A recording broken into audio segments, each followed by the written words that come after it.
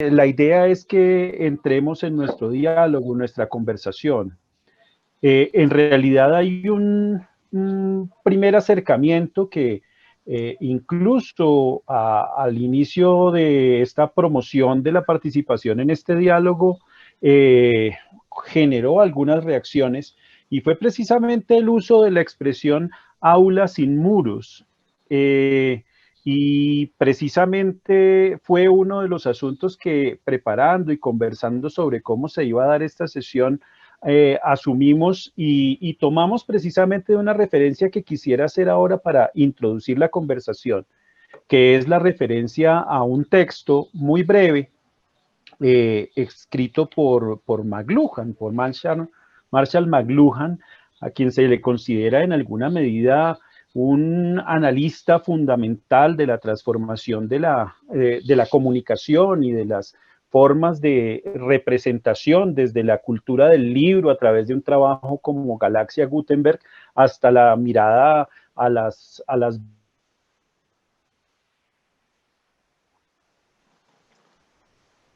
Eduardo se quedó en el tiempo. Se congeló. Se quedó en la galaxia McLuhaniana.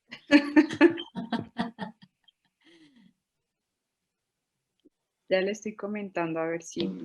Vale, a ver cómo está de conexión y si no, pues yo le pediría a Alexis que nos ayude como a hacer ese encuadre haciendo alusión al nombre del conversatorio que, como estaba diciendo Eduardo, pues suscitó reacciones entre los profesores y yo creo que justamente era esa la intención. Sí, así es, María Isabel. Ahí un poco hilando y tratando de recuperar lo que decía Eduardo, pues es una expresión de McLuhan en un texto de 1960, es decir, es un texto que ya tiene bastantes años.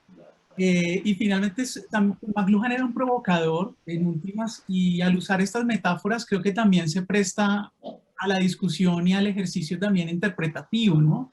Uno podría pensar que este classroom without walls o aula sin muros o sin paredes es como una posibilidad de escape y de emancipación de la educación, ¿cierto? Por un lado, pero también por otro podría uno pensar que está uno reduciendo el aula a un espacio físico, material o desde una perspectiva Foucaultiana a un lugar de vigilancia. Es decir, creo que la metáfora es provocadora y se da, digamos, se presta para hacer un ejercicio de conversación y discusión entre pares e impares, entre colegas de diferentes facultades y conocimientos y saberes. Como decía Eduardo, digamos que el texto de McLuhan está muy puesto sobre una discusión que en el momento en que él lo escribe, en 1960, está toda la discusión de la introducción de medios audiovisuales a las escuelas primarias, especialmente la televisión y la radio en las escuelas canadienses y americanas. Y por supuesto, bien lo decía Eduardo, McLuhan viene de pensar, por ejemplo, qué es lo que pasa con la imprenta, qué es lo que pasa con la escritura, qué es lo que pasa con la oralidad entendidas como tecnologías. Eso creo que es un elemento sustancial y muy potente del pensamiento de McLuhan, y es que él decía, la imprenta es una tecnología, pero también la oralidad y la escritura lo son, ¿no? Y en este caso, digamos que desde la perspectiva de Marshall McLuhan, por ejemplo, el libro aparece como un dispositivo de aislamiento, casi como una tecnología de la soledad, y él discute cómo el libro, en ese texto que está haciendo referencia a nuestro conversatorio, el del aula sin muros, él plantea cómo efectivamente la oralidad tenía un lugar, un protagónico, un espacio importante en el aula y con la vida de los impresos. Eso viene a transformar mucho de lo que hoy hacemos en nuestros ejercicios de aula y de enseñanza y cómo configura los espacios de clase tal como los conocemos hoy, ¿no? Entonces, en esa perspectiva creo que hay una idea detonadora, insisto, es una idea más bien provocadora, como decía María Isabel, de tratar de conversar de qué implica hoy tener espacios de interacción y espacios de intercambio y espacios de enseñanza-aprendizaje a través de este tipo de plataformas donde decíamos en la conversación previa de preparación, pues nos vemos en 2D, ¿no? Es decir, nos vemos un montón de caritas y de nombres y de pantallas oscuras, y creo que para todos ha sido un desafío indiferente en la área de conocimiento poder fomentar el ejercicio dialógico en las aulas, poder, digamos, mantener una interacción activa, no solamente desde el punto de vista textual o escritural, sino también visual y espacial en nuestros ejercicios. Entonces va por ahí la primera entrada, que creo que puede suscitar esta metáfora de McLuhan en relación con el aula. Ahí hay cositas muy bellas que seguramente los compañeros que veo, por ejemplo, del Departamento de Lenguas podrían sumar desde su quehacer pedagógico, y es, por supuesto, cuando uno piensa en el aula sin paredes, también es una perspectiva por desescolarizar el aula, ¿no? Y pensar el afuera y el adentro, que también creo que es una reflexión que podría entenderse. Y una frase que McLuhan trabaja en ese texto, ya para pasarle nuevamente la posta a Eduardo, que ya lo veo nuevamente conectado, es que McLuhan menciona algo muy interesante en ese breve ensayo de 1960, y él dice algo como: hoy en nuestras ciudades la mayor parte del aprendizaje ocurre fuera del aula. Es como una frase así súper categórica que de pronto también puede generar un elemento de discusión en esta tarde lluviosa de viernes. Eduardo. Perfecto, Alexis. No lo pude haber hecho mejor en términos de este puente con el planteamiento de McLuhan. E incluso tenemos subrayado en la misma sección en el texto con un elemento que yo quisiera introducir y con eso que nos metiéramos en la conversación. Y es que hay una cosa que me impacta, y me impacta por la afinidad con la emocionalidad que tuvimos nosotros al encontrarnos en esta nueva aula. No sé si sin muros o con muros, eso lo estaremos discutiendo durante la sesión. Y es que en ese mismo párrafo, McLuhan señala, dice, este desafío ha destruido el monopolio del libro como ayuda de la enseñanza y ha derribado los propios muros de las aulas de modo tan repentino que estamos confundidos, desconcertados. Y yo quería recoger esos dos elementos porque creo que sintonizan mucho con la emocionalidad de lo que nos fue sucediendo cuando de repente, pues no sé si nuevamente con muros o sin muros, pero lo que pasó fue que el aula ya no tenía lo que tenía antes y ahora era modalidad virtual, o era modalidad remota, o era armemos un aula con lo que tenemos para poder comenzar a trabajar. Y en ese ejercicio nos pusimos enfrente de una situación que es una situación rica y compleja, que ha sido desafiante, pero que en el fondo nos pone en una discusión que a mí me parece que es como la primera entrada en la que querría abrir la ronda con...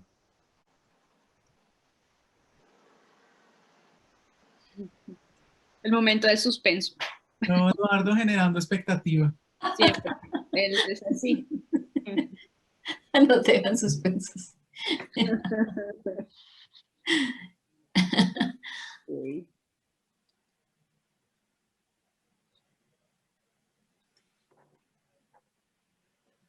Esta emoción no la tenemos en el aula con muros, ¿no? Esta emoción. Sí, y yo creo, Oscar, tienes razón. Antes como de continuar, tienes razón en que esto nos pasaba al principio, digamos, al principio cuando todos nos lanzamos a lo remoto, pero sin duda es algo que pasa, o no pasa más bien, en lo presencial. Muy difícilmente el profe queda silenciado. ¿Volviste, Eduardo? Sí, ahí está Eduardo. Sí, volví. Esta es una de las consecuencias de esta nueva modalidad de existencia.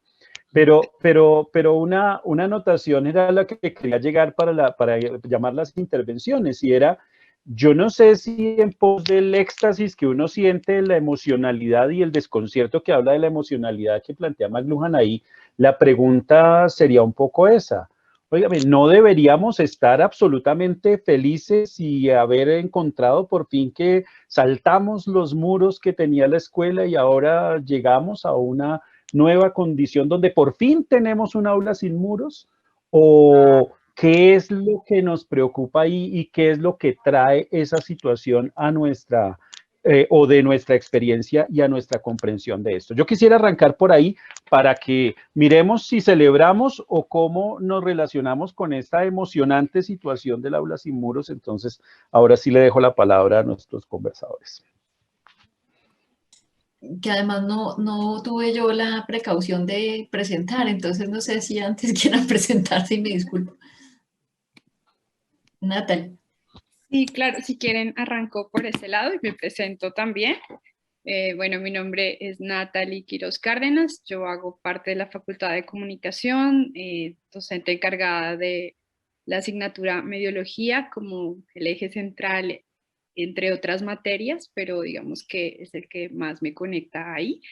Y como bien lo decía un poco Alexis, y citando a McLuhan, la metodología justamente parte de la necesidad de la comprensión de la memoria humana y cómo es que a lo largo de las diferentes eras hemos logrado ir generando información, conservándola, almacenándola, y partimos desde lo más primario, ¿no? Como el arte rupestre, la piedra, la oralidad, la música, el canto, y hemos ido en la actual hiperósfera, era en la que estamos frente a una revolución, de hecho de las más veloces en cuanto a los avances tecnológicos, y los retos son bastante interesantes porque uno creería que en medio de esta gran revolución de lo digital, de los nuevos lenguajes, estamos frente a un mundo que se rompe tal cual lo estamos afirmando un poco las aulas, ¿no? Se desdibujan esos únicos lugares de encuentro análogo para pareciera enriquecerlos, ¿no? Es decir, hoy en día estamos aquí varias personas en simultáneo, rompiendo un poco, diría Levi, tiempo y espacio en cuanto a la posibilidad de acceder a un mismo lugar desde una desterritorialización. Pero parece que todo esto que suena, ¿no? tan interesante, tan potencial, nos ha traído bastantes, no sé si frustraciones, no sé si dificultades, ¿no? Y aquí por eso hoy invitaba justamente a Juan, él es un estudiante de hecho de mediología, donde hemos venido trabajando todos estos temas de ecosistemas de medios y demás, porque una cosa es nuestra mirada como docentes frente al panorama de la educación y me parece importante también reconocer esas otras voces que están del lado de la pantalla contraria recibiendo y donde decíamos en algún encuentro que la jerarquía empieza a romperse porque la manera en cómo estamos generando estos saberes, donde el aula análoga, presencial, el maestro entra, ¿no? Los estudiantes observan, estamos frente al foco de atención. Aquí se rompe un poco y todos hacemos parte de una misma horizontalidad, ¿verdad? Y tenemos la capacidad de interactuar y ahí como los retos, los grandes retos. Hoy sé que estamos desde las diferentes disciplinas de la Javeriana, los diferentes campos del saber, y me parece supremamente interesante, como lo hablábamos en algún momento con Oscar, como desde la arquitectura pensarse el diseño de una maqueta, que ustedes siempre han visto en la Javeriana, los chicos desde el túnel cargándose las maquetas para llevarlas al salón, toda una experiencia y reto, y poder evidenciarla y mostrarla, y cómo hoy en día entonces esas transformaciones un poco más presenciales, sensoriales, desde la relación estudiante-maestro, se ven un poco mediadas por unas pantallas, y es ahí donde estas prácticas de acceder a los conocimientos empieza a ser diferente. Y lo diferente un poco neofóbico, diría Gubern, como que nos está alejando y satanizando un poquito, como realmente estamos aprendiendo por estas pantallas, realmente estamos entendiendo, y eso es lo que a mí me encanta, les digo siempre, ver todo esto de Confesiones Javeriana, que es un grupo de los estudiantes javerianos, donde se confiesan diciendo todas estas cosas, ¿no? Esos espacios donde nos dicen, extraño ir a la universidad. Claro, porque las formas de aprendizaje no es solo ir a recibir información y conocimiento. Entonces, muy Jesús Martín Barbero, nosotros aprendemos también jugando, interactuando, y es la experiencia o la trayectoria, perdón, diría Virilio, lo que nos genera un saber. Entonces, el compartir con el otro, el tener al compañero al lado, el discutir, el nosotros poder ver que están trabajando y no sufrir con las múltiples pantallas oscuras llamando a uno por uno a ver si está o no está. Es como esos grandes retos de empatía, siento yo, a la hora de enfrentar el aula un poco sin muros o con muros digitales, no sabría aún cómo definirlo. Entonces quería dar como ese pequeño contexto para poder arrancar. Chévere, Natalia.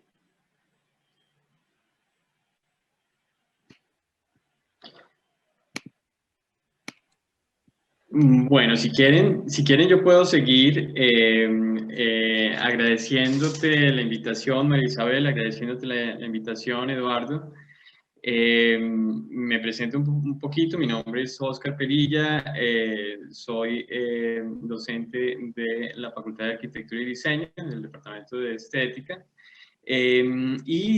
Siento que en alguna medida también estoy aquí, posiblemente, no lo sé del todo, porque dirijo un espacio que se llama Dream Tank, que de alguna manera, cuyo espíritu de alguna manera es romper los muros, romper los hilos disciplinares, jerárquicos y también geográficos. Entonces, quisiera compartir un poco mi experiencia desde esa condición, pues, de ser arquitecto. Y me parece, pues, que fue pues, especial el título o es especial el título de la conversación, de esta conversación, desde mi perspectiva, por esa relación entre los muros y la educación. Por un lado estamos en una institución especial, bueno, por muchas razones, pero especial también por su condición de no tener muros, ¿no? La Javeriana es un ejemplo, en mi opinión, fabuloso de cómo se puede hacer una institución sin rejas, sin tener una separación contra la calle, de una manera tan exitosa. Eso por un lado. Y por otro lado, el sentido de Dream Tank, pero también por otro lado, una cosa que también mencionábamos en las conversaciones previas a esta conversación, y es el concepto de medio que, digamos, es tan importante desde las directivas de la universidad, y que básicamente habla de lo que pasa por fuera de los muros, ¿no? Del campus y cómo hay unas interacciones por fuera del salón de clase y cuál es la importancia de esas interacciones. Hablábamos también en las conversaciones previas cómo de alguna manera lo que uno acaba haciendo como docente es una pequeña fiesta donde de alguna manera quiere que se conozcan los participantes de esa fiesta con un invitado especial que puede ser el autor o los conceptos que uno está tratando con los que uno está tratando de encariñar a los participantes de esa fiesta. Yo tenía un concepto de Celestina, que uno es una especie de Celestina entre los estudiantes y los conceptos o el autor que uno está, digamos, comunicando o difundiendo, no sé. Y Eduardo me corregía, y con un término mucho más bonito, que uno es de alguna manera un trovador, ¿no? Y todo eso lo digo porque, digamos, yo en particular soy tremendamente optimista con esta condición de que se hayan derribado los muros o que por ahora se hayan derribado los muros. Siento que nos da unas enormes posibilidades en todo sentido, y si bien creo que algo fundamental es el ver al estudiante, ver la cara de los estudiantes, ver la expresión de los estudiantes, en mi opinión es fundamental. Y algo que digamos, como seguramente muchos de ustedes, gran parte de nuestros colegas, están tremendamente agotados. Yo no estoy tan agotado, creo que es porque hago encender las cámaras y digamos que el que apaga la cámara sale de clase, y ellos lo saben y digamos no se ofenden afortunadamente, porque esa comunicación no verbal es tremendamente importante, y en la medida en que haya esa comunicación no verbal, se gana mucho en esa fiesta. Uno entiende la cara de los estudiantes, de aburrimiento, de si están perdidos o no están perdidos, y ese feedback es fundamental para que la fiesta, digamos, para que uno pueda ser un buen anfitrión de la fiesta. Eso era lo que quería compartir por ahora, mientras que vamos calentando. Entiendo que la idea es que todos participemos, incluso pues todos. Entonces ahí vamos picando la lengua. Vale. Gracias, Oscar. Yo quería meter la cucharada así, sin permiso de Eduardo, para destacar como dos aspectos que ustedes han, con Natalie, mencionado. Uno, el asunto de la espacialidad, digamos, a favor y en contra. Es decir, la espacialidad, tú dices, Oscar, el campus abierto, ¿no? La universidad como un espacio abierto, en donde la formación está dándose, por supuesto, en las aulas, pero sobre todo por fuera de ellas, y me atrevo a decir sobre todo por fuera de ellas, como una parte esencial de la experiencia universitaria, y que esa parte es lo que hoy en esto que Natalie llamaba la formación en 2D parece haber desaparecido, no lo sé, y esta sería una de mis preguntas para ti y para todos. Eso por un lado. Por otro lado, han destacado ustedes el asunto de las interacciones, que justamente son configuradas en ese espacio. Y pues no lo tengo que decir yo, tendrías que decirlo tú, los espacios como configuradores, voy a atreverme a decir, de interacciones. Entonces, un poco quería como devolverte a ti y a todos la pregunta sobre ese último punto, y es, ¿será que en esto que Natalie, vuelvo y digo, ha bautizado los espacios de formación en 2 dimensiones, al pasarnos a ese formato de 2 dimensiones, ganamos o perdemos desde el punto de vista de las interacciones? Pues, María Isabel, yo creo que pues claramente ganamos y perdemos de alguna manera, ¿no? Pero ganamos, yo creo que en la medida en que, o bueno, de alguna manera, no creo que la educación vuelva a ser del todo 100% como era antes, ¿no? Yo creo que es muy probable que precisamente por la conveniencia de esta manera de reunirnos, en alguna medida va a quedar como algo mixto, y eso nos va a permitir ganar mucho. Por ejemplo, les compartía también en reuniones previas cómo que creo que eso luego seguramente se va a comenzar a replicar, en mi opinión, en la universidad, o ya se está replicando, pero posiblemente más adelante puede ser mucho mayor ese impacto, como este evento, Dream Tank,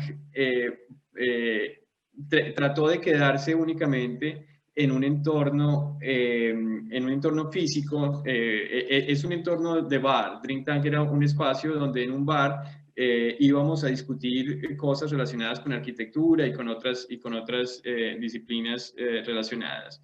Y yo siempre quise dejarlo ahí, hasta que un poco me llevó toda esta situación, me obligó a pasarlo a Zoom. Y el impacto ha sido increíble. Tenemos invitados del más alto nivel de Europa, de toda Latinoamérica. El último fue una cosa, digamos, pues muy especial. Los mejores arquitectos de los diferentes países latinoamericanos, con un arquitecto muy importante español. Y todo, digamos, pues aquí entre nosotros, obviamente, todo entre amigos, sin plata. O sea, imagínense cuánto hubiese valido poner a dialogar a esas personas en términos de logística. O sea, o sea, es imposible para un espacio como el mío, pero sería muy costoso para una universidad. Entonces, esos diálogos, yo siento que esos diálogos van a ser una ganancia enorme. y en la medida en que la universidad se comience a sentir más cómoda, la universidad como institución en general, y seguramente la universidad también, la Universidad Javeriana, va a comenzar a capitalizar eso también, yo creo, ¿no?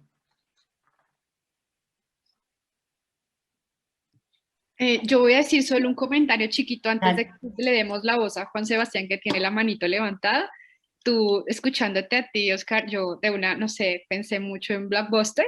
No sé si recuerdan Blockbuster y toda la experiencia de acceso a ese maravilloso mundo del entretenimiento desde las obras cinematográficas, donde las prácticas dentro de lo cultural, pues era un ritual, ¿no? Ir al lugar, tener la tarjetita especial, ir a buscar en este espacio la obra, sacarla, decir por favor la voy a rentar, como todo esa experiencia, ese tránsito, llegar a la casa, abrirlo, ¿no? Reunirnos muy McLuhan ya no en el fuego, sino en el televisor, muy Govern, J.J. Box, etcétera. Entonces, como que Blockbuster llega un momento y ve toda esta revolución digital y dice, nosotros no vamos a migrar a eso porque no lo veían conveniente ni necesario. Y justo a la par sale YouTube y empieza a generar todo este mundo de contenido audiovisual. Y es lo que tú dices, ¿no? Nosotros, la palabra para mí es migrar, migramos del bar, de la fiesta, de la charla, del saber, a una plataforma de encuentro donde lo local se rompe para ampliarse ante lo global y la posibilidad de romper brechas. Ahora, esto es súper interesante porque pareciera que lo que no muta, evidentemente pareciera desaparecer. Y es un poco también lo que ha estado pasando en general, digamos, con el libro que hoy en día es el audiolibro, como con las mutaciones en las formas en que la gente accede a la información, al conocimiento. Pero cuando nos encontramos frente al aula y otra vez volviendo al ecosistema, digamos, un poco más cercano a nosotros, ¿no? Y de hecho por eso en algún momento hablábamos con profesores de filosofía y nos decían, es que uno aprende en el espacio, en el encuentro mutuo, ¿no? Así como los indígenas aprenden tejiendo el canasto y el canasto es todos esos hilos de saberes que vamos a través de la oratoria construyéndolo, por eso la maloca y la necesidad del círculo y romper eso. ¿Cómo es que lo digital en medio de esta horizontalidad también probablemente permita llegar a eso? ¿O es que las prácticas de educación, pese a que las reconocemos, porque siento que cuando tratamos de pasar los sílabos y el RAE de lo que son las clases presenciales al mundo digital, es un gran reto? Y también las formas de evaluación y las maneras de entregar esas reflexiones académicas de los estudiantes al profesor también han mutado. Pareciera que el ensayo escrito hoy en día resulta ser más productivo si es un audioensayo o si es un videoensayo, un videoblog, etcétera, entendiendo la mutación también de acceso a las formas en cómo yo comunico mis nuevos saberes a través de digamos, una narrativa un poco más transmedia, citando un poquito a Jenkins y Scolari. Ahora sí, le doy la voz a Juan Sebastián, que tiene la manito levantada. Buenas tardes, ¿ahí me escuchan? Perfecto. Listo, buenas tardes para todos, profesores, ¿cómo están? Un gusto estar aquí con ustedes hoy. Bueno, nada, quería como escuchar un poquito todas las voces de todos antes de meterme un poco a dar mi percepción como de cómo he vivido y de cómo siento un poco que se ha vivido por el lado de los estudiantes como esa mutación a lo digital obligada un poco a raíz de la pandemia. Digamos que lo que yo más he visto y lo que más he vivido es que evidentemente uno lo que tiene que hacer y lo que tiene que lograr es aprender, como lo decía Natalia ahorita, a tejer el saber de otra forma, a absorber los conocimientos de una manera distinta. ¿Por qué? Porque muy bien, tal como lo decía, de hecho yo creo que eso fue una de las cosas que definitivamente me llevo de este semestre y me llevo para el resto de mi carrera, que seguramente será digital. Muy como lo decía Paul Virilio, lo que ha pasado, lo que tiende a pasar en estos tiempos de pandemia, es que se rompen los tres cuerpos, que son cuáles: el tiempo, en tanto que yo debo organizarme de manera diferente, debo percibirme de manera diferente, ya no me veo de la misma manera, ni leo a mi entorno de la misma manera. No tengo la posibilidad de verme a mí de la misma forma, porque debo actuar diferente, pero no coincido ni a mis docentes ni a mis pares de la misma forma, porque el entorno digital me lo muestra de otra forma. Sería distinto que Natalie o que Alexis o que Gilberto o que cualquiera de los presentes tuviera la cámara desactivada y yo tuviera que enfrentarme a 3 o 4 o 5 círculos, a que, como lo mencionaba Oscar ahorita, yo poder estar haciendo ese contacto visual. Digamos que eso es entender lo digital de una manera diferente, es entender que debo asimilarme yo y asimilar mi entorno conforme a unos nuevos tiempos de producción y de velocidad en general, son los que a mí me han permitido, digamos, como que hacer ese clic para poder, digamos, producir y ser eficiente en tiempos de pandemia, que creo yo, les dejo un poquito ahí la inquietud, puede estar siendo ese clic que pueden no haber hecho muchos estudiantes todavía. Y ahí lo que confesaba y lo que decía ahorita de Natalie con respecto a Confesiones Javeriana, que todavía se siguen viendo estudiantes que dicen, no, es que la pandemia me cuesta, no, es que la digitalización, no, es que los profesores, listo, entonces, ¿por qué no nos hacemos mejor la reflexión de cómo estamos asimilando los tres cuerpos de Virilio? De acuerdo. Gracias, Juan. Yo quisiera intervenir en defensa de los nostálgicos del contacto, que Dale, sería Eduardo. nosotros en buena parte los profesores que de cierta manera evocamos esa emocionalidad que Oscar trata de restituir a partir del paliativo que es tener un computador con cámaras abiertas, ilusión a veces fracasada de uno como profesor, que tiene que mediarse en un autoritarismo, si no prendes la cámara pasa tal cosa. Esa nostalgia del contacto, esa partecita que me encanta de lo que Juan Sebastián señala, que es precisamente yo puedo aprender a aprender sin ese contacto que ustedes profesores evocan y tienen como una nostalgia profunda del aula de clase. No sé si se ha generalizado, pero me gustaría escuchar, por ejemplo, a Alexis, que sé que ha trabajado esos temas, diciendo, bueno, ¿qué es esto? ¿Es una nostalgia? ¿La nostalgia, volvió la nostalgia? ¿Se puso de moda la nostalgia? ¿O es que los profesores miramos todavía con ilusión que el aula, tenga o no tenga muros, necesita esa dimensión de una condición relacional, la mirada del estudiante, el comentario en el rincón, el estudiante por allá pensando en otra cosa mientras uno trata de atraerlo al tema de la clase? Alexis, ¿cómo es la cosa? Sí, Eduardo, gracias. Bueno, la nostalgia es en varios niveles, ¿no? Digamos que cuando digo varios niveles, y un poco conecto también con lo que preguntaba María Isabel, la nostalgia es por los espacios también. Es decir, la nostalgia no es solamente por el encuentro con el otro y toda la serie de prácticas habituales como las ha llamado Natalie, no de voy para la U, ¿no? Voy para la universidad y eso implica toda una serie de ejercicios que van desde coger transporte, movilizarse, llegar a cierto edificio, ir sobre el tiempo corriendo y demás, y todo esto que implica, digamos, el estar en el espacio, me refiero al espacio físico de la universidad en la séptima con 45. Entonces hay una nostalgia, por supuesto, apenas comenzó la pandemia, la nostalgia estaba concentrada en el campus, ¿no? Extraño el campus, pero cuando uno empezaba a preguntar o a interpelar a los estudiantes, digamos que la nostalgia no era solamente por el centro ático, por la cafetería, por la gran biblioteca que tiene la universidad, sino también era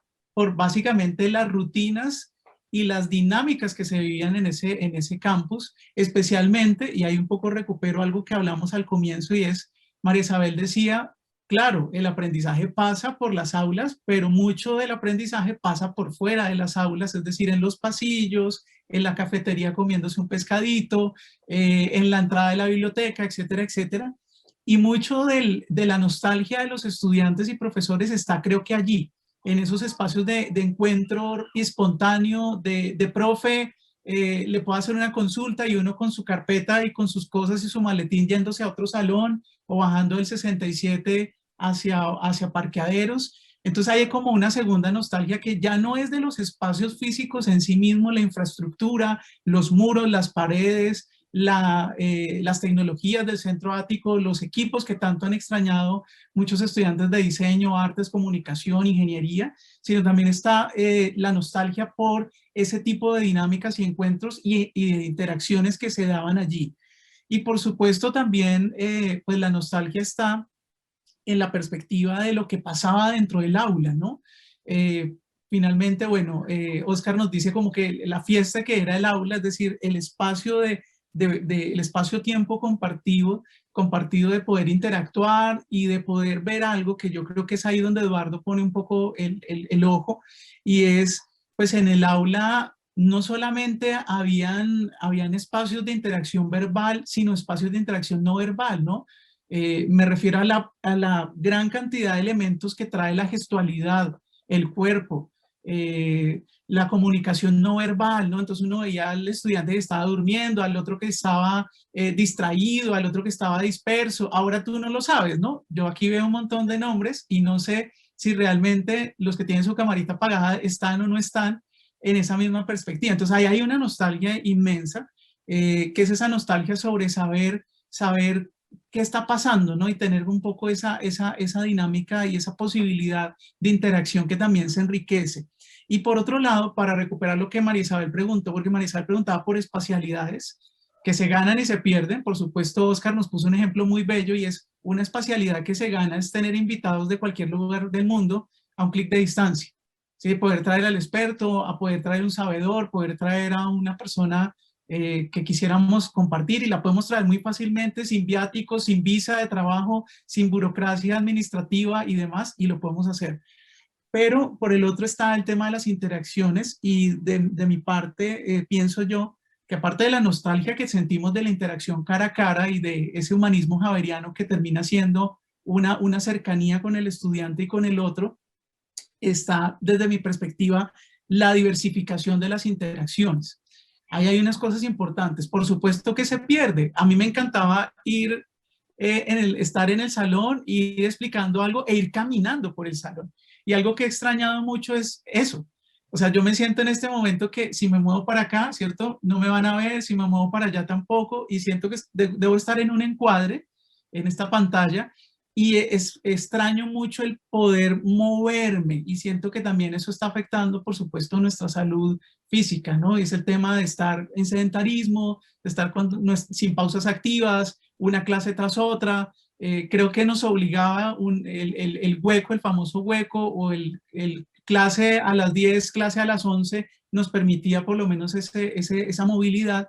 Son cosas que se pierden y se extrañan, pero por supuesto hay otras que se ganan, ¿no? Es decir, cuando digo cosas que se ganan, recordar una cosa muy básica, pero creo que es elemental, y con esto cierro, y es que la interacción no es solamente entre humano a humano, que es la que extrañamos más, ¿no? O sea, esa nostalgia por la interacción con el otro, con Eduardo, con Natalie, con Oscar, con María Isabel y los demás, sino que también la interacción puede ser humano-tecnología o humano-máquina, o humano-humano mediada a través de tecnología, como estamos en este momento, o tecnología con tecnología. Es decir, creo que ahí se diversifican los niveles de interacción, y de alguna manera también ahí creo que el reto pedagógico, para poner un poco el acento ahí, está en cómo diversificamos y cómo fomentamos estrategias que permitan esa interacción, que vayan más allá del prender el micrófono, que sería una interacción verbal, o la interacción escrita a través del chat. Muchos de nuestros estudiantes no prenden su cámara por muchos motivos, Oscar, ¿cierto? Lamentablemente quisiéramos que sí, pero no, entonces escriben por el chat. Pero cómo, por ejemplo, fomentar interacciones de tipo espacial, ¿no? Con las limitaciones que tenemos, o fomentar interacciones visuales, o tener otro tipo de interacciones audiovisuales, etcétera, etcétera, que de alguna forma también diversifiquen las estrategias y las intervenciones en el aula. Antes de continuar, un par de frases del chat dicen: así como el SIDA no mató al sexo, el COVID-19 no matará los abrazos. Es una consigna de Carlos Alberto. Y María Ángela dice, ¿cómo extraño ver la cara de mis estudiantes para memorizar sus nombres? Y ahí sí que hay un matiz interesante de esa relación de la memoria, el contacto, la espacialidad. El de la primera fila, el del rincón, ¿no? El que siempre, que además es una especie de geografía mental de algunas cosas que ocurren por allí.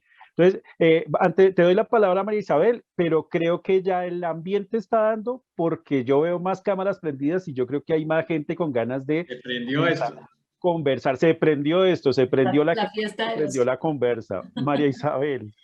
Gracias, Eduardo. Antes de meter la cucharada, veía que Armando había levantado la mano, entonces no sé si Armando quieres intervenir mejor antes porque estabas antes.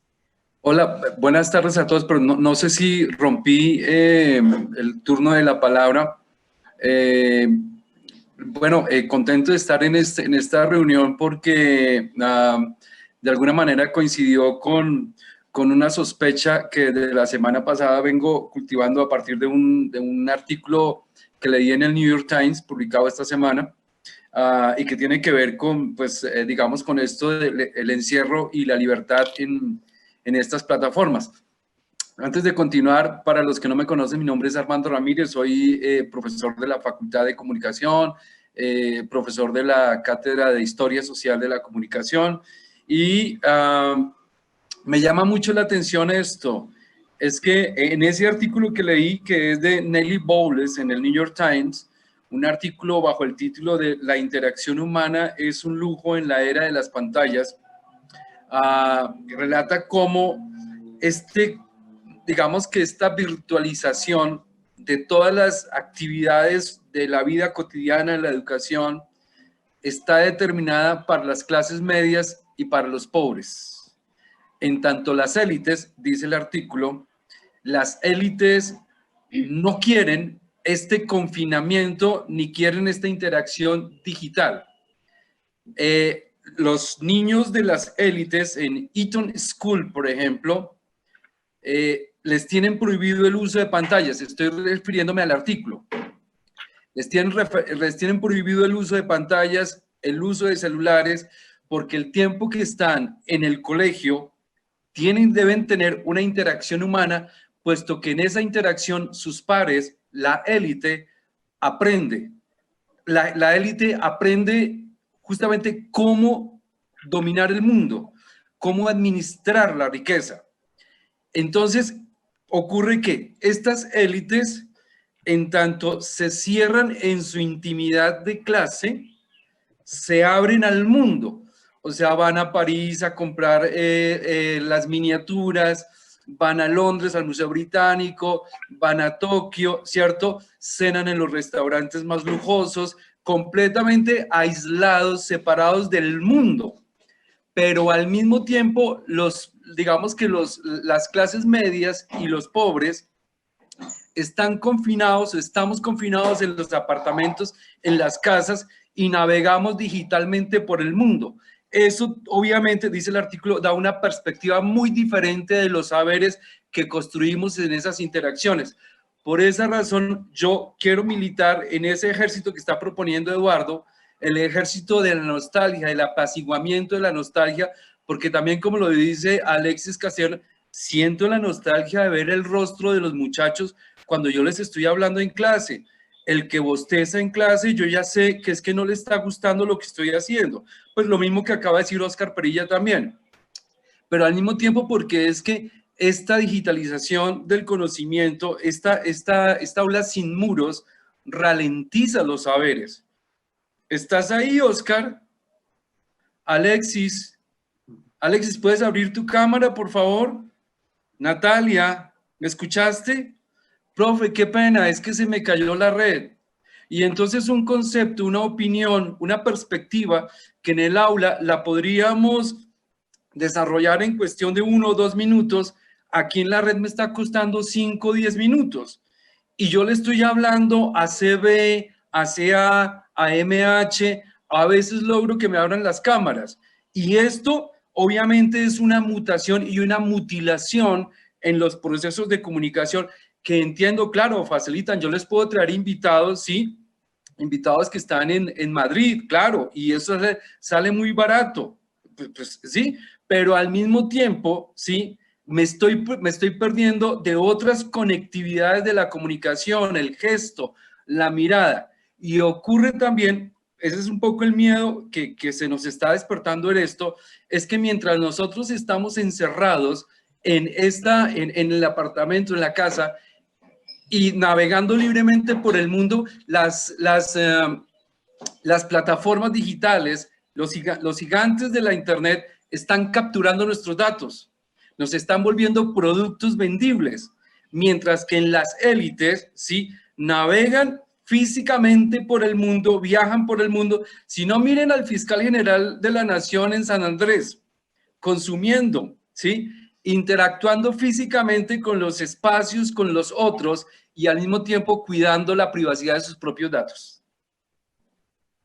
Silvia tiene levantada la mano, así que te damos la palabra, Silvia, que tiene, lo que extrañaría de tu manito es si tu mano eran con muchas ganas, entonces saltabas mientras levantabas la mano o simplemente apuntabas con la mano como como en otros espacios. Eso es las cosas de la interacción que a veces no podemos asegurarnos con la manito del emoji levantada. Silvia. Gracias. Bueno, no, pues estoy muy contenta de escucharlos. La verdad, entré un poco tarde, pero me siento totalmente identificada con todo lo que están diciendo. Yo creo que esto de la virtualidad para mí pues ha tenido cosas positivas y cosas negativas. Lo que más me encanta de pronto de la virtualidad, confieso, es que hay unas clases que termino a las 6 de la tarde y digo, uy, qué delicia, ya estoy en mi casa. O sea, no tengo que salir a ese tráfico, desplazarme hora y media hasta 2 horas para llegar a mi casa. Creo que para mí la riqueza o lo mejor que me ha podido pasar es no tener que desplazarme, ¿sí? Me encantaría que hubiera la teletransportación, porque sí extraño los sitios, los espacios, de pronto en la parte en que yo trabajo, me presento, soy del área de la Facultad de Ciencias, en el área de nutrición, y nosotros teníamos, pues son clases que tienen unos espacios prácticos donde interactuamos con la comunidad. Vamos a los hogares infantiles, vamos a barrios como Ciudad Bolívar, Azuacha, bueno, nos movíamos por todo Bogotá. Realmente el viaje en Transmilenio y coger alimentador y todo eso, bueno, hace parte también del aprendizaje, ¿no? Son espacios que a veces son pesados, pero que lo ponen a uno en contacto con la realidad. Y eso sí me ha hecho mucha falta porque toda esa teoría que uno ve y va al sitio, al espacio real con la comunidad, adquiere otro conocimiento. Se vuelve plástico, digámoslo así, se puede ver de diferentes maneras porque dependiendo del contexto de esa teoría o toda ese conocimiento, sí, tiene una aplicación diferente. Y eso sí ha hecho mucha falta en el caso mío. Pero entre las ventajas, sí, para mí ha sido básicamente la de la movilización. Y estoy de acuerdo con Armando, yo digo, pero Dios mío, si empiezo clase a las 2 en punto, termino exacto a las 4 en punto porque estoy atrasada en el programa. ¿Por qué no logro desarrollar como todas esas habilidades y destrezas que antes, teniendo esos desplazamientos tan largos, sí los lograba? Y tiene que ver con lo que decía Armando, ¿no? Laura, ¿estás ahí? ¿Escuchaste la pregunta?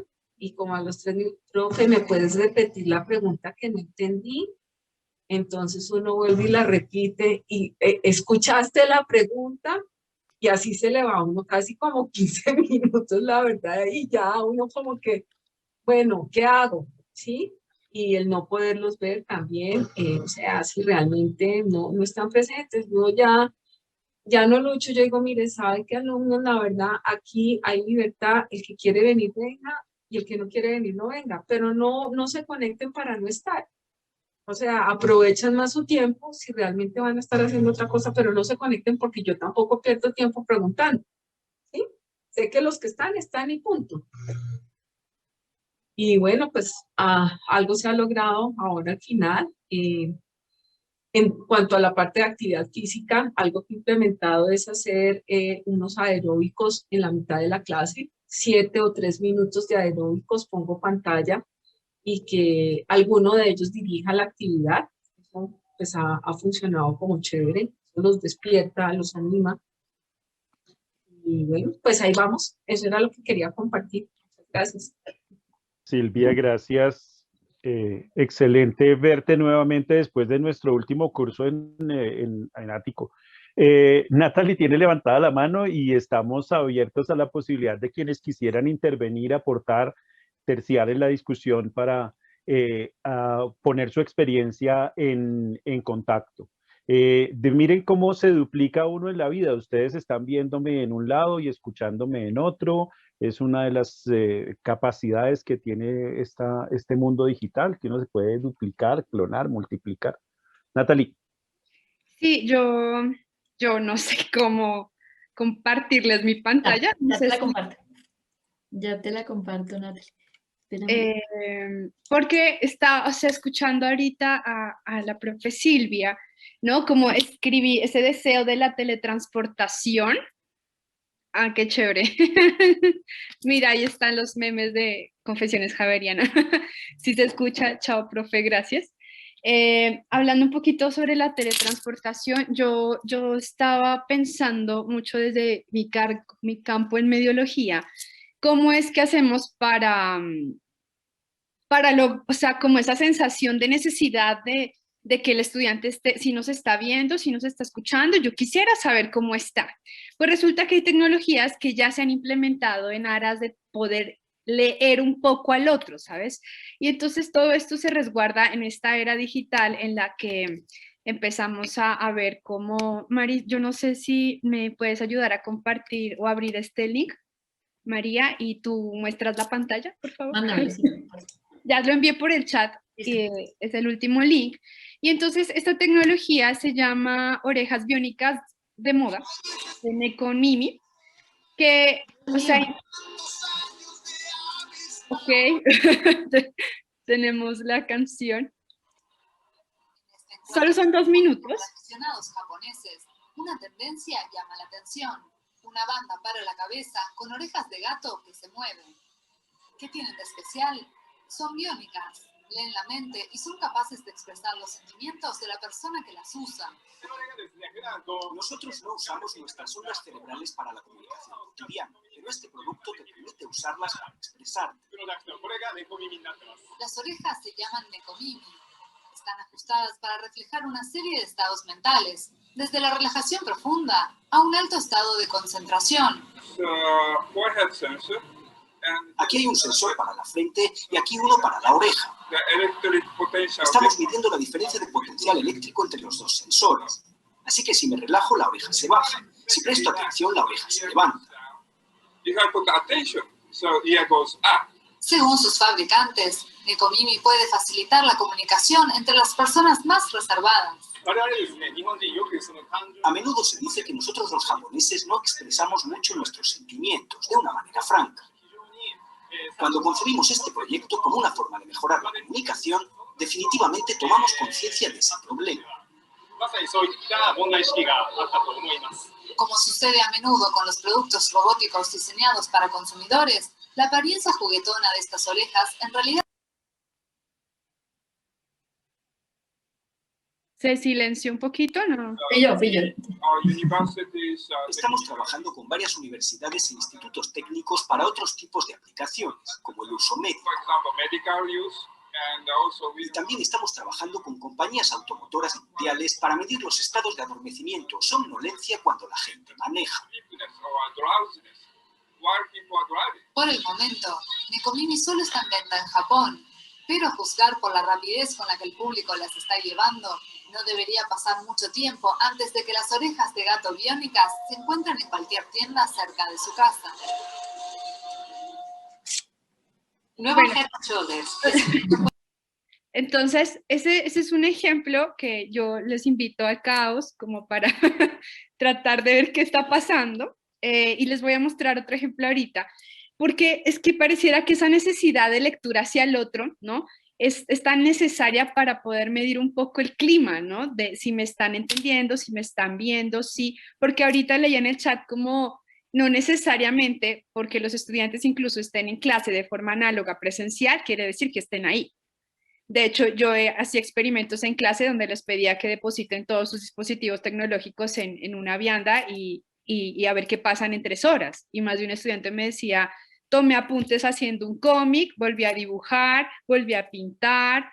Y Natalie, como que descubrí que podía concentrarme más, ¿no? Y entonces uno dice, ok, volviendo a McLuhan, ¿hasta dónde estas extensiones sí nos están potencializando a la hora de aprender? O, como lo decía Armando, nos están amputando un poco porque pareciera que almacenamos la información en otros lugares, un poco despojándonos de ello, ¿no? Y ese tipo de tecnología que veíamos de las orejitas las implantaron en Japón en las escuelas primarias para medir un poco la comunicación no verbal de los niños a través del dispositivo. Solo diré eso. Y por el otro lado, cuando estaba hablando la profe sobre la necesidad de teletransportarse, yo cito un poquito a Regis Debray con la necesidad de la construcción de la memoria o el medium, como él lo denomina, que también por el chat alguien lo comentó, donde Debray nos dice que al igual que el artesano talla, ¿no?, la escultura para generar un símbolo de memoria que hasta hoy en día incluso están resguardados en los museos, en las galerías y que podemos visitarle para entender el pasado en un presente, la tecnología pareciera que también está desbordando un poco esas formas de interconectar al humano, donde el humano ya no solo tiene tecnología, el humano es tecnología. Entonces, María, te acabé de compartir el otro link por si nos puedes nuevamente compartir la pantalla y yo ya no vuelvo a intervenir. Vale. Gracias, ya la comparto y luego les meto yo un poquito más de ruido trayéndoles la voz de algunos estudiantes, pero entonces ya copio el enlace, espérame. Sí te lo compartí, ¿verdad? Ahí lo... Esto de ser multitasking y estar en varias pantallas y varias, ¿no? Yo siempre les pregunto a los chicos cuántos yo de ustedes tienen, cuántos yo virtual y cuántas pestañas tienen abiertas y en dónde tanto se dividen y fragmentan, y ¿no? Un poco el sorfeo del cual nos habla Barico, ¿no? Y hasta donde realmente profundizamos también en los contenidos. No sé si te abrió. Sí, dame un segundo porque ahora yo la que me enrollé fue yo con todas las pestañas que tengo. Con todas las pestañas. Estas son las nuevas habilidades que hoy en día, ¿no?, hemos logrado adquirir: compartir la pantalla, pero tener los links, pero tener el documento, pero la presentación, pero el juego en Kahoot, pero etcétera, ¿no? ¿Es este, Natalie? Sí, es ese. Como un cyborg, que es la unión entre cibernética y organismo. Para mí no, yo no estoy ni usando ni llevando tecnología, sino que soy tecnología.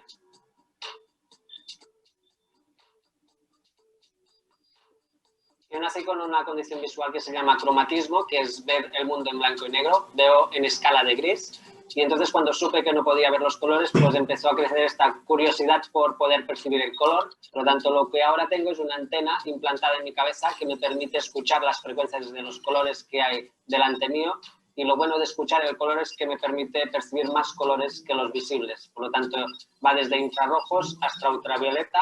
El ultravioleta me permite saber si es un buen día o un mal día para tomar el sol, porque si percibo que hay mucho ultravioleta, pues sé que me puede dañar la piel, pues entonces no tomo el sol.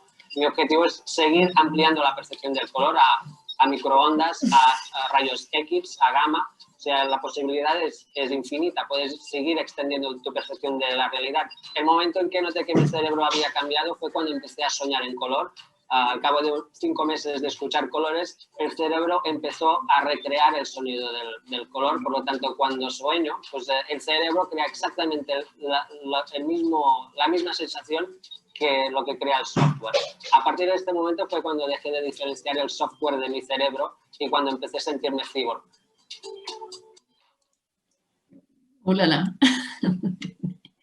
Pues, no lo dejo, Natalie, todo porque pienso pues que tenemos ya ahí una idea y... Sí, de acuerdo. Ahí básicamente lo que Neil nos invita es a repensarnos un poco lo que significa evolucionar, ¿no? Y entonces cuando volvemos a cuáles son las prácticas cuáles son los retos que los docentes y los estudiantes tienen a la hora de aprender y enseñar en un nuevo ecosistema remoto, ¿verdad? Al igual que pensar eso, este sujeto se denomina en esta nueva era transhumanos y estas personas ya existen, ¿no? Un poco Nietzsche apelando un poquito al superhombre y es como, esto va a sonar extraño, ¿por qué quedarse con ser un humano que algunos piensan que es ya un poco obsoleto cuando puedes mutar y ser un cyborg o un transhumano?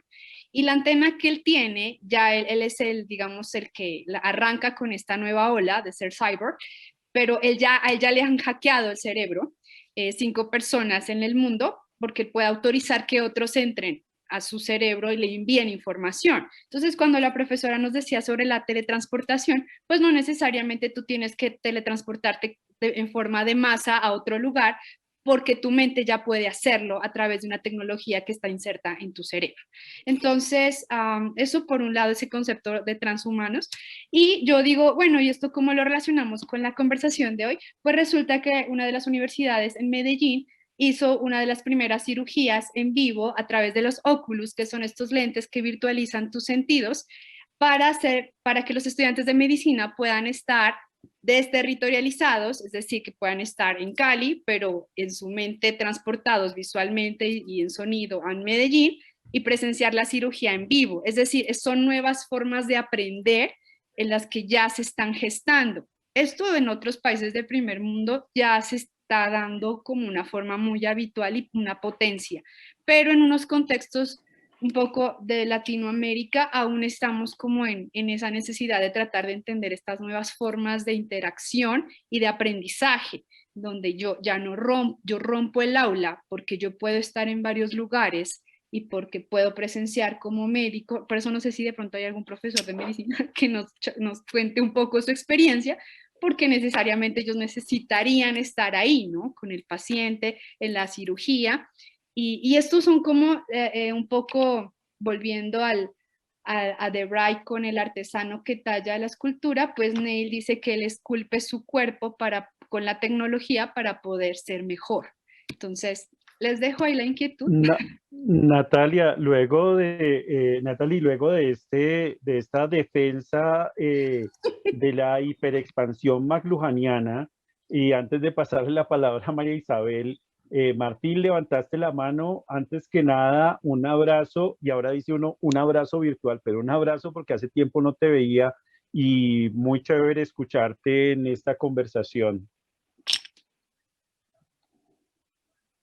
Pero perdón, gracias Eduardo, sí, un gusto verlo de nuevo y ver a muchos de ustedes, pero antes va María Isabel, ¿o no? No, te paso la palabra y... Tranquilo, Martín. María Isabel me está ahí guiando para el ritmo de la sesión, pero entonces ella dice que se salta mi norma, no, yo me salto la de ella entonces te paso la palabra, Martín. Dale, Martín, no se preocupe. Ok, bueno, los estaba oyendo de verdad con mucha atención porque definitivamente este es un tema que, más que un tema, es una condición de contemporaneidad enorme, y entonces me parecería, no había tenido la posibilidad de participar en otros de estos paneles y bueno, por fin lo logré. Yo voy a hablar de lo que yo he vivido, de mi experiencia. No he logrado sistematizarla lo suficiente como para decir que tengo unas ideas muy claras, pero bueno, algunas cosas he podido ir, por lo menos creyendo que estoy entendiendo. La primera cosa es con respecto a la pregunta de ¿será que los chinos sí están aprendiendo? ¿Será que sí se están concentrando? ¿Será que...? Y en principio creo que esa fue una preocupación grande. Yo ahorita me doy cuenta que para mí ese no es el problema. O sea, ellos en últimas están aprendiendo, ellos en últimas están recogiendo ya sea los contenidos o las propuestas de trabajo que uno está haciendo en las clases. Creo que en términos generales lo están haciendo. Creo que ellos no tienen mucha nostalgia de volver a la universidad a clases. Esa no es la nostalgia de ellos. Mejor dicho, si ellos si ellos pudieran seguir recibiendo las clases virtuales, bueno, estoy generalizando por supuesto, pero creo que la gran mayoría no le importaría seguir remoto. Creo que la nostalgia de ellos es por otra cosa, no es por las clases presenciales. Indudablemente hemos ganado muchísimo con este asunto de una conectividad mundial donde puedo ahorrar muchísimo tiempo. No solamente no tengo que gastar tiempo en transportarme, sino que además de eso puedo conectarme con personas tan lejos. Eso, digamos, me parece muy interesante. Pero hay un asunto que a mí en este momento es el que me tiene pensando sobre qué hacer. No tanto sobre, vuelvo y digo yo, no tanto sobre los aprendizajes de los muchachos. No me parece que eso esté mayormente en peligro. Además, porque como hemos desarrollado tantísimas herramientas didácticas y pues por lo menos tantas cosas, ellos y nosotros, es más, ellos a veces ayudándole a uno a desarrollar muchas de estas cosas, creo que ahí digamos, mis preocupaciones no están. Mis preocupaciones están en otro lado, mis preocupaciones están en la energía que tienen en este momento los muchachos. Y yo también, por supuesto. Porque lo que yo he vivido en estos 3 semestres ha sido una cosa que en este semestre es donde estoy más preocupado. En el primer semestre, yo coordino una práctica, un espacio que es de una práctica con estudiantes que iban a sus sitios de práctica, hacían cosas y uno después las trabajaba con ellos y todo eso. Eso en marzo del año pasado pues se cortó y nos fuimos todos para las casas y nos encerramos.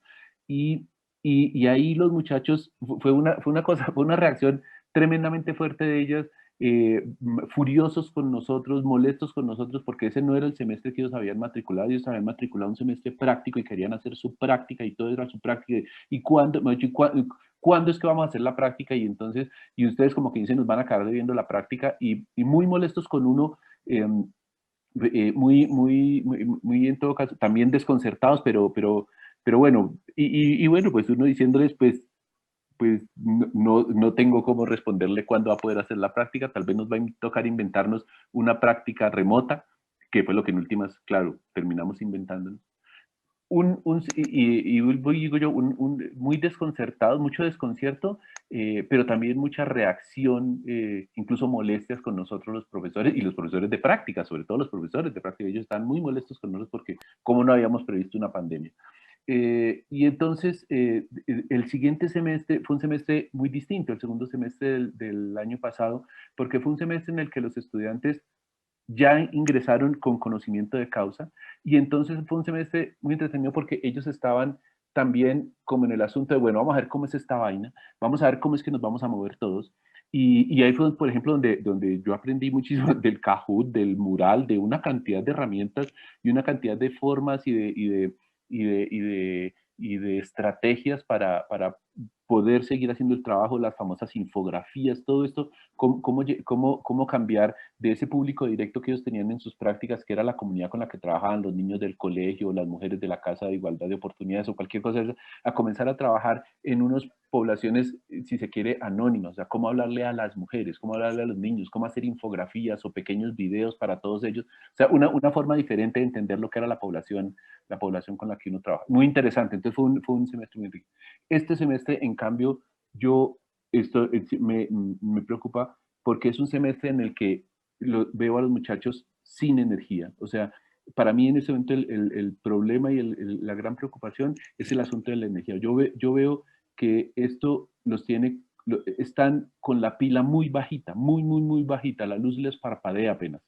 Y entonces pues claro, uno se pone a pensar, o sea, no es la dinámica de la clase, es otra cosa donde yo me pongo a pensar eran los espacios, digamos, creo que faltan esas actividades que eran el dinamo, o que posiblemente eran el dinamo que tenían antes, así como esas bicicletas antiguas tenían su propia luz porque con la llanta de la bicicleta iban recargando el dinamo y con eso era que proyectaban la luz las bicicletas. Creo que las actividades, es una hipótesis mía, creo que eran esos espacios entre clases y la cerveza y en Cuatro Parques y todo eso, tal vez esos eran los dinamos de ellos, o eran los desplazamientos y las conversaciones en el Transmilenio, porque lo que yo veo ahorita no es un problema de aprendizaje, no es un problema con el aula de clase, para mí es un problema de que la energía, diría Freud, el eros está bastante bajito, me parece, y a lo que yo le he apuntado ahorita de una manera muy errática también, muy errática, es a buscar actividades con ellos que no importa que no tengan que ver con la clase, con nada, o sea, casi que decirle hace poquito, ayer, precisamente un estudiante que bueno, además soy consejero académico, entonces claro, también por el lado de consejería, un estudiante me decía, yo no el próximo semestre, si esto sigue así, yo no voy a estudiar, yo voy a hacer otra cosa, yo no puedo, entonces hablábamos de eso, ¿qué hacer? Entonces lo que yo le proponía a ella es, debe haber más compañeros como usted en esa situación, en la situación de que están con la pila muy bajita. Busquemos una actividad que nos mueva y consígase 2, 3 compañeros, hable con gente y hacemos un grupo y miramos a ver en qué momento lo llevamos a cabo, ya sea, si es para leer de psicología, pues leemos de psicología, bueno, yo soy de psicología, ¿no? Soy de la Facultad de Psicología. Si es para hablar de otras cosas distintas, si es para hablar no sé, de la misma vivencia que están teniendo, eso es, digamos, mi experiencia ahorita, pero además que también es una experiencia que me ha dado a mí también muy fuerte, porque también este semestre yo me he sentido con mucha menos energía. Por eso también me siento muy contento de haber podido entrar a esta reunión, porque entonces en esta reunión esto me recarga, esto es mi dinamo, o sea, ver otra gente, hablar con otra gente, oír problemas tan reales o tan ficticios como nuestras propias neurosis nos los hacen creer. Todo esto me parece muy importante, porque además también ahorita yo, cuando abrieron la universidad, yo comencé a asistir otra vez a la universidad y estaba haciendo mis clases desde la oficina. O sea, y eso a mí me estaba energizando y me sentía contento de poder bajarme a OMA, tomarme un tinto y volver otra vez a la oficina a seguir con la clase, remota con mis estudiantes y todo eso. Y ahorita que nos volvieron a encerrar, vuelvo a sentir nuevamente que la energía se me baja, que la energía que de nuevo la pila está bajita y la luz está parpadeando. Entonces, no sé, eso era lo que quería compartir con ustedes, y el intento de solución, o bueno, de salida que yo les digo es, tenemos que inventar, yo por lo menos voy a tener que inventar con los estudiantes actividades que nos dinamicen, así incluso no tengan absolutamente nada que ver con el contenido de mis clases. Gracias. Gracias, Martín. Gracias, Martín. Comparto plenamente muchos de los puntos, incluyendo el hecho de que en el momento en que se permitió un poco más la movilidad y demás, tuve la suerte de hacer una salida maravillosa con Juan Sebastián, entre otras cosas, Juan Sebastián aquí presente, de los estudiantes, parte del grupo con el que pudimos hacer un recorrido por Bogotá y un aprendizaje, no sé si aprendizaje, no sé si las temáticas y demás, pero el hecho es que tuvimos un carnaval delicioso de estar juntos paseándonos la ciudad en un momento determinado, y eso fue algo que nos dio montones de dimensiones de contacto, de emocionalidad, de vivencias, etcétera, a las que probablemente está haciendo referencia Martín con eso de la pila de la batería. María Isabel, ahora sí te regreso la palabra. Le agradezco.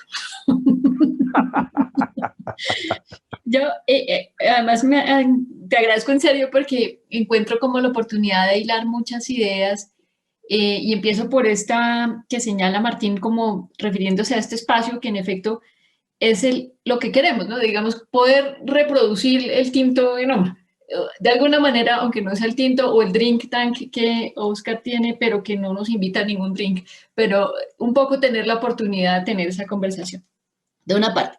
De otra parte, retomar la idea que señala él en cuanto a la energía, y él pues citaba a Freud, que claramente pues no es mi campo, pero me hacía pensar en un educador que es Philippe Pernoud, que habla del deseo, que los estudiantes, y yo lo creo realmente, en los contextos universitarios tenemos un capital, diría yo, que es el deseo del estudiante, que ese capital probablemente no lo tienen los profesores de colegio, porque los niños generalmente van al colegio porque toca, pero cuando vienen a la universidad en principio están allí porque quieren ser psicólogos, porque quieren ser abogados o lo que sea, y ese deseo o esa motivación probablemente sea algo, en las palabras de Pernod, que hay que cuidar y que es como lo que uno como maestro debería cuidar. Y ahí aprovecho también e hilo el comentario que pone Carlos Alberto en el chat preguntando cuál es el norte de la responsabilidad. Y yo atrevidamente diría, quizás hay que cuidar el deseo. Digamos que la responsabilidad, o yo lo pondría, no sé si ponerlo en términos de responsabilidad, pero el cuidado que hay que tener es por ese deseo que quizás es lo que señala Martín cuando dice los estudiantes se están aburriendo, se les está acabando la energía. Y cierro mi comentario diciendo, o trayendo más bien a colación, justamente la voz de unos estudiantes con quienes conversábamos el semestre pasado a propósito de las clases combinadas y les preguntábamos, pues, qué sentían y cómo les había ido con esas clases. Y ellos decían, quienes habían estado en clases combinadas, asistido a clases combinadas, pero de forma remota, habían dicho, nos fascinó la clase, nos gustó, porque vimos al profesor moverse. Y ahí retomo una idea que antes se mencionaba, tal vez Alexis y Oscar la ponían de presente, y es la gestualidad y el espacio. Y un estudiante particular decía, ver al profe moverse allá en el salón me transmitió energía, me transmitió alegría, se notaban que estaban felices todos de estar en el campus. Una voz.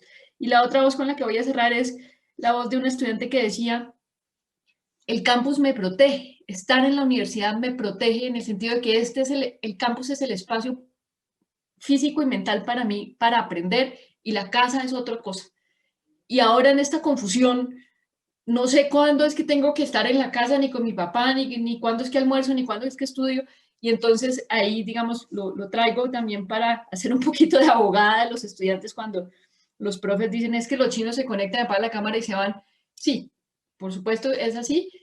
Y también hay unas cosas detrás de eso, ¿no? Digamos un poquito también para introducir, como dice Natalie, el caos y el desorden en la conversación. Y cierro un segundo para pedirles, les pongo en el chat el enlace a la evaluación de este momento para agradecerles que la puedan llenar y puedan retroalimentar nuestro trabajo. Y ya.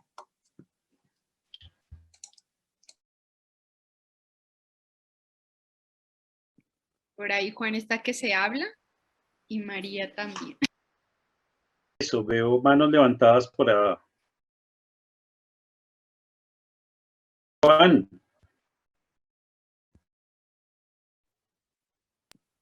Gracias, profe Gilberto. Bueno, no, es un poco como, ahorita decían algo, no, es que varios estudiantes me han dicho, no recuerdo qué profe lo decía, varios estudiantes me han dicho que se están quedando sin batería. Listo, sí, no les niego, a veces pasa y tengo compañeros que me lo han dicho y uno, o sea, somos humanos y estoy seguro que más de uno acá durante la pandemia hemos entrado en un colapso mental. Pero entonces les comparto como un poquito de mi experiencia y de lo que yo he hecho, tanto conmigo mismo como con mis compañeros cuando me llaman y me dicen, no, mira, es que ya no puedo más, es que ya no tengo energía, es que ya lo único que quiero es que se acabe el semestre. Entonces es donde por lo menos uno, la comunicación la rescata. ¿Cómo? Tengamos en cuenta que esto es el futuro de nuestro desarrollo profesional. La comunicación cada día y el oficio en la comunicación cada día es más digital. Cada día nosotros estamos más mediados y mediados y mediados por entornos digitales y seguramente lo vamos a estar. Mi mensaje siempre cuando a mí un compañero, una compañera me llama a decirme que está así súper saturado, que ya la carga no le da más, es ve esto como una oportunidad para reflejar lo que va a ser tu futuro. Y es un poco lo que yo mismo he intentado hacer con 2 semestres de pandemia y seguramente lo que me va a tocar hacer si esto sigue así. Planteémonos un poco, no esto como un un poco lo que era al principio, como lo veíamos al principio, como una catástrofe de necesito que esto se acabe ya, sino cómo puedo crecer con las herramientas que hoy tengo. Indudablemente la carga sí es pesada, los horarios sí se modifican y hay que hacer unas acomodaciones personales para, digamos, entenderse uno dentro del entorno, pero justamente aquí me lo acaban de decir en el chat. Todo está en saber resignificarse uno al entorno digital. Si no hacemos eso, pues ahí sí está perdido todo.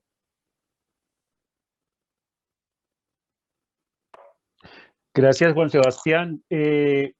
Silvia, tú tenías la mano levantada nuevamente y está la mano de Juan Carlos también. Gracias, Eduardo. Uy, Juan Sebastián, no, muy chévere lo que tú dices, muy importante eso de repensarlo y tenerlo en cuenta. Yo quería hacer una anotación al comentario de María Isabel, de la estudiante del espacio de la casa, que no sabe si está con los papás, con los hermanos. Yo creo que para muchos estudiantes ha sido muy difícil esa situación de estar dentro de la casa en un proceso de aprendizaje. En mi experiencia, por ejemplo, hemos tenido evaluaciones orales y cuando estamos en ese proceso de evaluación, he visto a los estudiantes, los papás gritando en media pelotera, la chica en un examen, en un parcial final, unas situaciones muy difíciles, muy difíciles. Otros que tienen muchas personas dentro de su familia y todos están conectados a internet prácticamente en el mismo espacio. Cuando están haciendo una presentación, yo estoy oyendo hasta 3, 4 personas a través del micrófono del estudiante también haciendo sus cosas. O sea, no es nada fácil. O sea, ese repensar de esa virtualidad, cuáles serían como esas condiciones mínimas, adecuadas para que la gente pudiera repensarse dentro de ese entorno. Pero también algunos estudiantes decían, es que llega el fin de semana y yo pago lo que sea por salir de mi casa. O sea, ya estoy absolutamente desesperado, dicen los estudiantes. Y de verdad, no, yo me les quito el sombrero a los estudiantes de verdad, porque si para uno es complicado, bueno, para los profesores que tienen niños chiquitos, ni hablar. Fatal, que está uno en la clase y el chiquito viene y que tengo popó, que quiero ir al baño, que tengo hambre, que quiero esto.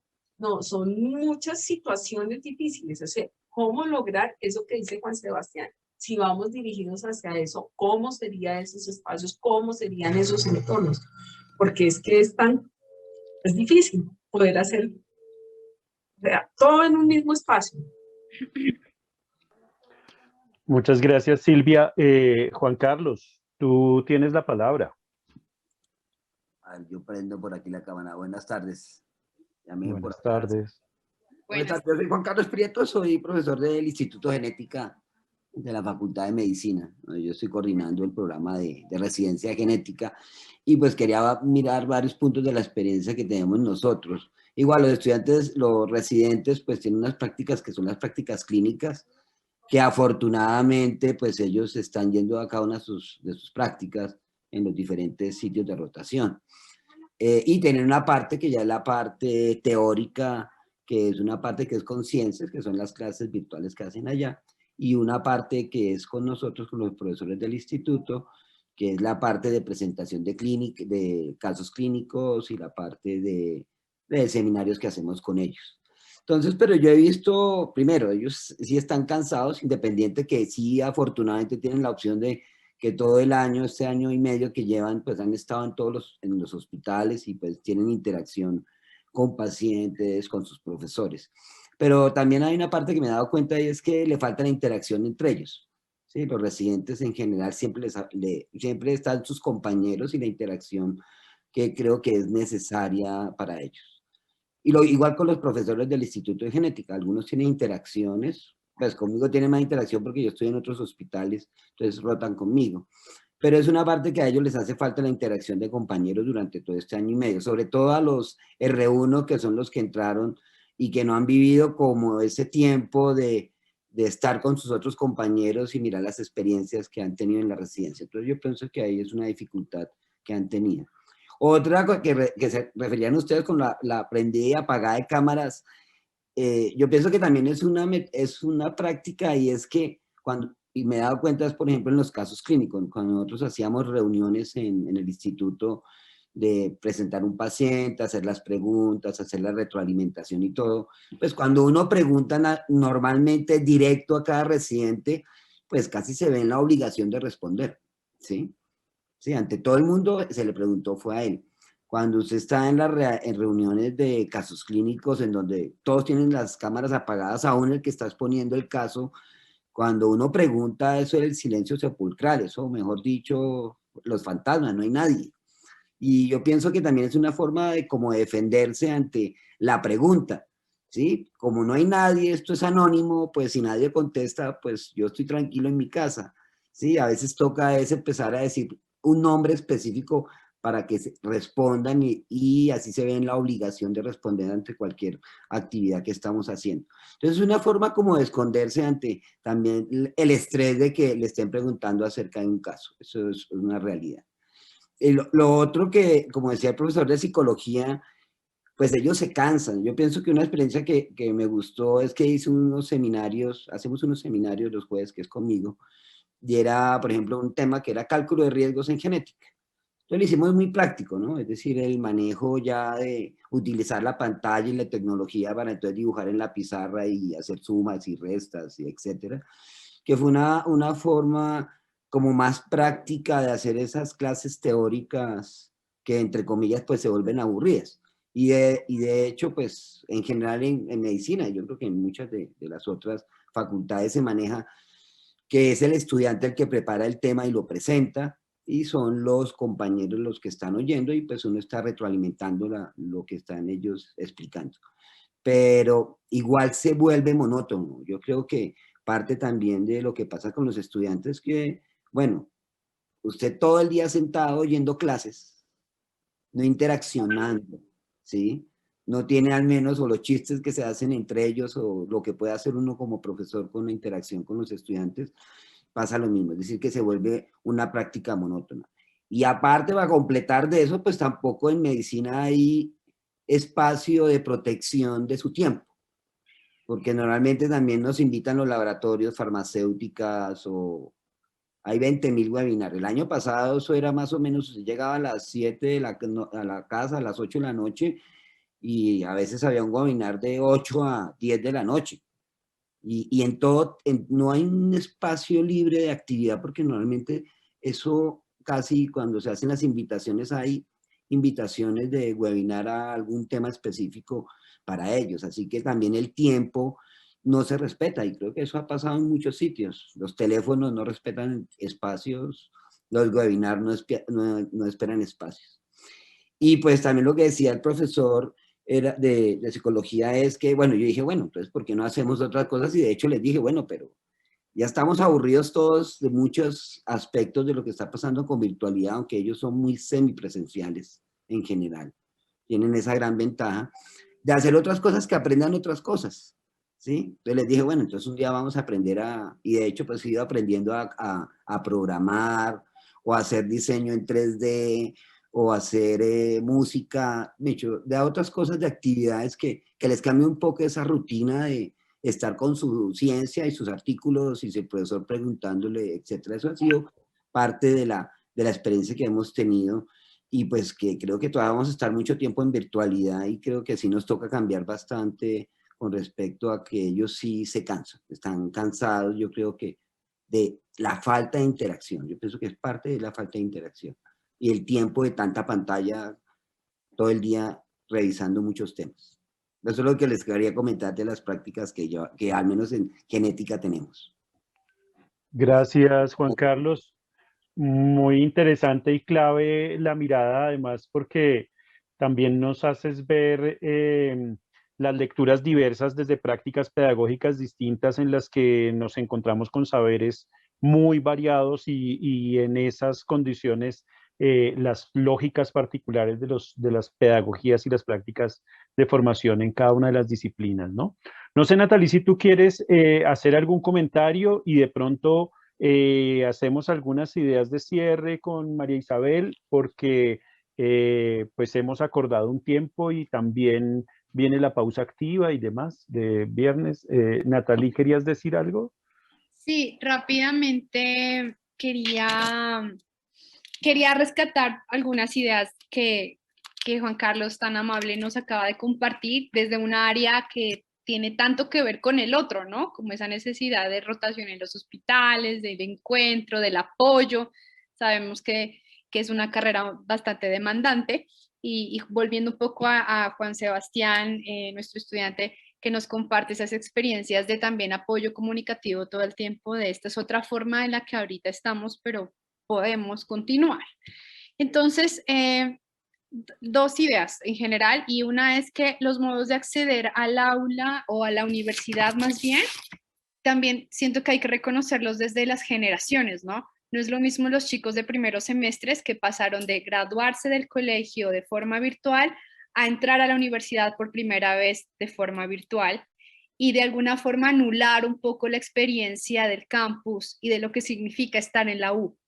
A diferencia de los chicos de quinto, noveno semestre que migraron de una experiencia presencial a una remota. Eso por un lado. Y por el otro, el tiempo se perdió, ¿no? Como que la noción del tiempo se desconfiguró un poco, y siento que lo que Juan Carlos nos decía, ¿no? Tuvimos muchos encuentros digitales el semestre pasado, uno tras otro, como que parece que las franjas de horario se expandieron más, la gente estaba mucho más agotada, entendiendo que era ese primer encuentro de qué significa lo que estamos haciendo y cómo es que lo vamos a abordar, y que para esta actual ola en la que estamos en la U, ya la gente pasó Navidad, hubo de alguna forma encuentro familiar, el apoyo con el otro, de alguna manera el sentido de esa época de diciembre siento que catapultó emocionalmente para que entendiéramos que estamos otra vez en este ecosistema interactuando, pero con un impulso. Todo esto para decir que el tema de la empatía y la necesidad de sentir al otro, como muchos de los profesores lo han resaltado en el chat y en sus voces, es fundamental, y siento que las clases que estamos trabajando no pueden perder ese horizonte en la medida de que debemos ver cómo hacer para potenciar que los estudiantes no sientan que es otra clase virtual, sino que es el momento en el que me voy a ver con mis compañeros, el momento en que vamos a hacer algo diferente. ¿Cuáles son entonces los retos que tenemos realmente a la hora, los profesores, de la construcción de nuestras sesiones? ¿Cómo hacemos para, ¿no?, enamorarlos, siento yo un poco, a los estudiantes en aras de generar otro hábitus en el aprendizaje? Esos eran los comentarios que quería hacer. Alexis. Gracias, Natalie. No, también como haciendo como reflexiones finales, como 3 puntos que podríamos también tener como en la agenda para futuras conversaciones. Y es, por ejemplo, el tema de la reducción de la carga cognitiva, ¿no? El agotamiento de los webinars, de las conferencias virtuales, de las clases virtuales, no solamente por la fatiga visual y por esta movilidad reducida que tenemos, sino pues por todo lo que ha implicado el sedentarismo que pues ahora nos acompaña, ¿no? Nosotros, la mayoría de los que estamos acá, seguramente comenzamos la jornada hoy a las 8 o 9 de la mañana, son las 5:38 y todavía estamos ahí, entonces ya el cuerpo lo resiente, ¿no? Entonces, como una primera reflexión frente a eso.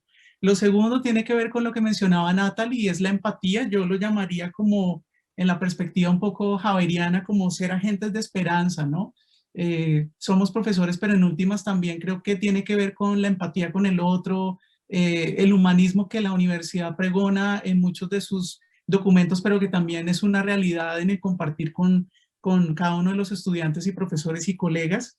Y la tercera, que creo que es un punto muy importante, el que tocó Juan Carlos, y es la necesidad de diversificar los formatos y las didácticas que ahora tenemos en las clases, ¿no? Como que hay que pensarse otras cosas. Por supuesto, en el ámbito en el que se mueve, las revisiones de temas son fundamentales, la exposición, alguien presenta el tema, hace preguntas el profesor, el mecanismo de defensa es que nadie responde, eso creo que nos ha pasado a la mayoría. Entonces creo que ahí hay que replantearnos cosas en nuestro quehacer pedagógico. La pandemia va a estar por un buen tiempo ahí, el plan de vacunación aún a algunos de nosotros no nos ha tocado y lo vemos en el mediano plazo, más largo incluso. Entonces creo que un desafío que se presenta en el actuar pedagógico es cómo poder diversificar nuestras interacciones, nuestros formatos y nuestras didácticas. Muchas gracias. Oscar, ¿sigue tú? Gracias, Eduardo. Yo quería un poco compartir unas cositas que he encontrado como algo como transversal a muchas de las intervenciones que hemos escuchado. Y es una cita linda de Hume al final de Diálogos sobre religión natural, que habla que dos de los grandes placeres del ser humano es el compartir intelectual y socializar. De alguna manera, nosotros somos unos privilegiados que estamos todo el tiempo con esos dos grandes placeres, ¿no? Y de alguna manera, si interpreto gran parte de las intervenciones de hoy, es esa parte del socializar, hasta que parece que se nos está quedando un poquito corto, ¿no?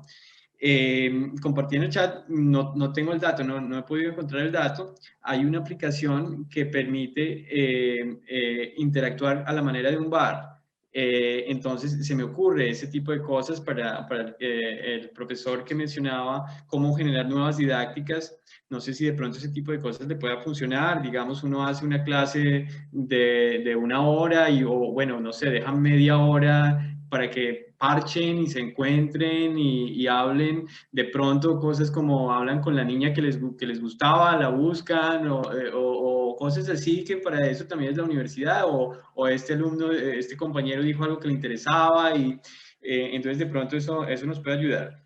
Y otra cosa chiquita que me hacía pensar es el sentido del lenguaje, ¿no? Uno de alguna manera, cuando uno habla un idioma, uno es otra persona. Uno es una persona diferente en inglés, es una persona diferente en español, y de alguna manera me parece que lo mismo nos pasa acá, ¿no? Uno es una persona diferente en este lenguaje y es diferente en un lenguaje físico, ¿no? Esas eran un poquito las dos reflexiones que quería dejar. Muchas gracias por la invitación, María Isabel y Eduardo. Muchas gracias a todos. Qué enriquecedor esto. Yo estoy con un montón de ideas ahí estoy anotándolas porque me enriqueció mucho. Muchas gracias. Oscar, muchas gracias, y precisamente tomo la palabra para agradecerles a todos la participación y a provocar el que algunos de los comentarios que han salido y desde los lugares de cada uno pudiésemos seguir construyendo estos espacios donde, así como lo hemos hecho hoy, como profesores que somos, y tratamos de provocar una conversación y hacer llegar, que las otras voces vengan y cuenten y poder compartir experiencia. Yo creo que mucho de lo que pasa con nuestra práctica pedagógica está precisamente en ese diálogo y esta fiesta, digamos, diversa en la que nos hemos encontrado, pues me parece que nos alimenta un montón y nos permite seguir caminando. Así que aquí quedan las preguntas por las presencialidades, por las temporalidades, por las narrativas, por las didácticas, por las formas de contacto, que creo que siguen siendo parte de esta agenda que a mí me parece fascinante, que esto también ha hecho, y es un último efecto de esto que hemos conversado, es que nos ha puesto a pensar en el contacto y en la dimensión pedagógica como un elemento central de nuestro quehacer, y esto nos ha volcado a releer y a repensar esa parte fundamental de lo que hacemos. Entonces, es eso fundamentalmente. Muchas gracias a todos y un gusto ver a quienes nos hemos encontrado en otros espacios virtuales o análogos en algún momento, y te paso la palabra, María Isabel, para cerrar con un feliz descanso para todos en este fin de semana. Vale, Eduardo, no, pues reiterar a todos el agradecimiento por su participación. Les debo decir que es la primera vez que el número de personas conectadas se mantuvo más allá de la hora. Entonces, pues creo que eso habla como del interés y de las ganas que tenemos todos de conversar en torno a estas cosas. Pues, insisto, agradecerles por su participación, a ustedes especialmente, Oscar, Alexis, Natalie y Eduardo, que nos ayudaron a preparar este espacio, y por supuesto nuestro interés en seguir promoviendo este tipo de conversaciones. Entonces, pues nada, buen descanso a todos, muchas gracias, y seguimos ojalá conversando. Muchas gracias, feliz fin de semana. Gracias. Gracias a todos. Muchas gracias, Chao. feliz fin de semana.